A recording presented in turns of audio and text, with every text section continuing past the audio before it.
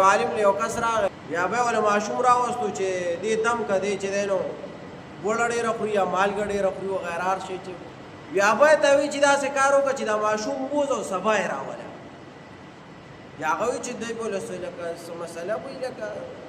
ابو لکه لکه تعویض به کوي یا څه دم درود به کوي چې نکاح به کوي وغیره وغیره لکه دې عوامو خو به دې علماو ډېر ښه ګمان وي خو دا مولیانو په خپل ځان باندې چې د ښه ګمان نه راځي وی ابا وی چې زلانم وی سبا رالم وی مولوی صاحب ته چې ما ماشوم مخامخ کونی ماشوم ته وی چې بچو بیا ګوړه مخوره بیا ګوړه مخوره ما ته وی چې ځا به اوس پنو خوري ما ته چې د خدای بندا خو پرون به دی ته ویلو چې پرونم را وکړولم نن دی بیا را وکړولم خو پرون به دی ته ویلو چې دا ګوړه مخوره کنه چې نن دی ته وی داغه ته ابا خپکیګم ته پرون ورځې پورې ما په خپل ګوړه پړه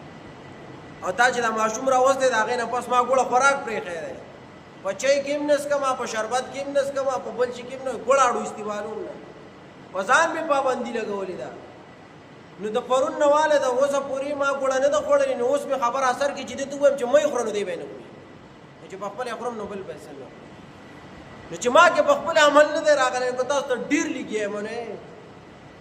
اسه خانه پوری ده کوئی مړه اسه یو رسم رواج دی روان دی او یو دود دستور دی روان دی کیږي